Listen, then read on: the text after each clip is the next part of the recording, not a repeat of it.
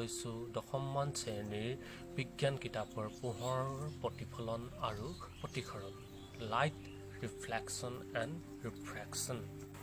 পাঠটি আলোচনা কৰিবলৈ যোৱাৰ আগত মই আপোনালোকলৈ এটা প্ৰশ্ন আগবাঢ়িছোঁ। পোহৰ কি? What is light? কি ক'ব আপোনালোকে? অলপ অসুবিধা হৈছে নহয়নে বাৰু? আমি সচৰাচৰ দেখি থকা পোহৰ কি বুলি যদি আমাক কোনোবাই সোধে, প্ৰশ্ন কৰে, তেতিয়া আমি কি হয়, পোহৰ কি হয়, তাক উত্তৰ দিবলৈ আমাৰ অসুবিধা হয়। পোহৰ কি তাৰ উত্তৰটো দিয়াৰ আগতে মই সকলোকে এটা অন্ধকাৰ কোঠালৈ লৈ যাব বিচাৰিছোঁ। মই এটা স্ক্ৰীণত এটা অন্ধকাৰ কোঠা দেখাইছোঁ। আমি কিবা বস্তু দেখি পাইছোঁনে? নাই, একো এটা বস্তু দেখি পোৱা নাই। হঠাতে যদি আমি বাল্বৰ ছুইচটো যদি অন কৰি দিওঁ, তেতিয়া ৰুমটো পোহৰেৰে উজ্বলি উঠিব আৰু ৰুমটোৰ ভিতৰত থকা বস্তুবোৰ দৃশ্যমান হৈ উঠিব। এতিয়া দেখিলেনে? আমাৰ বাল্বৰ ছুইচটো অন কৰি দিয়াৰ লগে লগে আমি সকলোবিলাক বস্তু ৰুমটোৰ ভিতৰত থকা সকলোবিলাক বস্তু সুন্দৰকৈ দেখি পাইছোঁ। আকৌ যদি বাল্বটো অফ কৰি দিওঁ, তেতিয়া কি ঘটিব? আকৌ আমাৰ বস্তুবিলাক আকৌ নোহোৱা হৈ যাব। গতিকে পোহৰ নাথাকিলে আমি বস্তুবিলাক দেখি নেপাওঁ, আনহাতে পোহৰ থাকিলেহে আমি বস্তুবিলাক দেখা পাওঁ। গতিকে আমি কি ক'ব পাৰোঁ? পোহৰ কি বুলি ক'লে আমি কি ক'ব পাৰোঁ? পোহৰ কি বুলি ক'লে আমি ক'ব পাৰোঁ যে পোহৰ হ'ল এবিধ শক্তি, যি শক্তিৰ কাৰণে আমি বস্তুবিলাক, আমাৰ চৌপাশৰ বস্তুবিলাক আমি দৃশ্যমান হৈ উঠে। Light is the form of energy which enable us to see the objects around us. কিন্তু পোহৰে কেনেকৈ বস্তুবিলাক দৃশ্যমান কৰি তোলে, সেই কথাও আমি জানিব লাগিব। How light enables us to see the objects around us? আচৰিত নহয়নে বাৰু? পোহৰ পৰাৰ লগে লগে আমাৰ বস্তুটো দৃশ্যমান হৈ উঠে। কিন্তু কেনেকৈ? সেই কথা মই কৈছোঁ শুনক।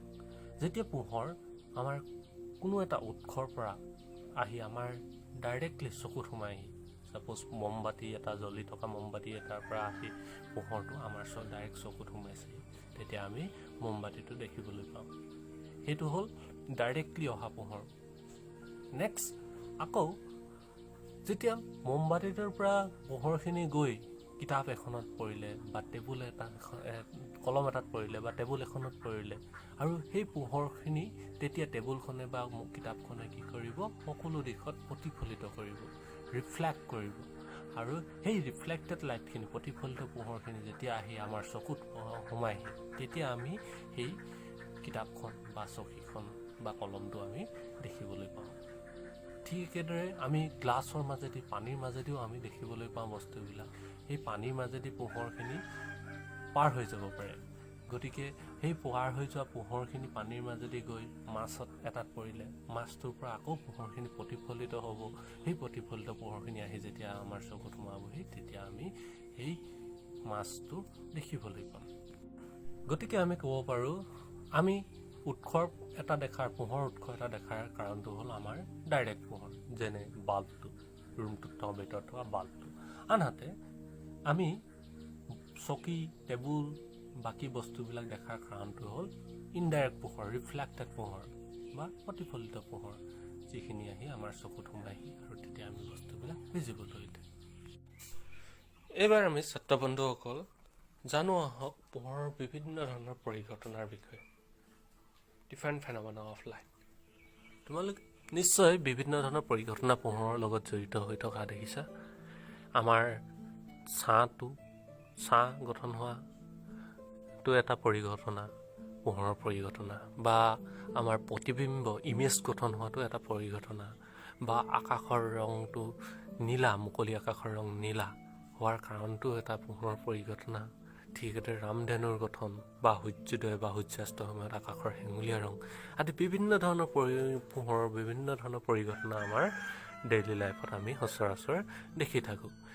এতিয়া এই পোহৰৰ এই সকলো ধৰণৰ পৰিঘটনাবোৰ ঘটাৰ একোটা নিৰ্দিষ্ট কাৰণ আছে। পোহৰৰ কিছুমান নিৰ্দিষ্ট ঘটনা সংঘটিত হয়। পোহৰ যেতিয়া গতি কৰে, আমাৰ বায়ুমণ্ডল কোনো এটা মাধ্যমৰ মাজেদি গতি কৰে, এই সকলোবিলাক ঘটনা সংঘটিত হয়। গতিকে আমি এইবাৰ ছাত্ৰ বন্ধুসকল পোহৰেনো কেনেকৈ গতি কৰে আমাৰ মাধ্যমতাৰ মাজেদি এই বিষয়ে অলপ আলোচনা কৰোঁ আহক। পোহৰ কেনেকৈ গতি কৰে? হাউ ডাজ লাইট ট্ৰেভেল?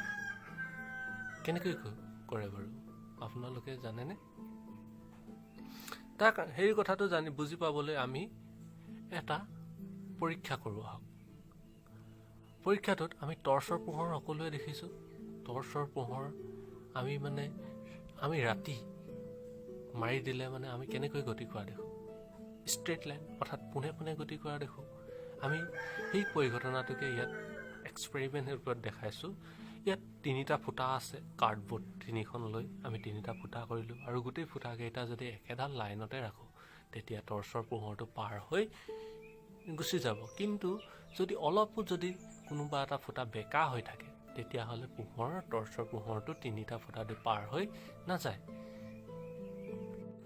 গতিকে পোহৰ কাৰ্ডবৰ্ড কেইখনৰ মাজেদি পাৰ হৈ যাবলৈ হ'লে গোটেই কেইটা ফুটা একেডাল সৰলৰেখাত থাকিব লাগিব।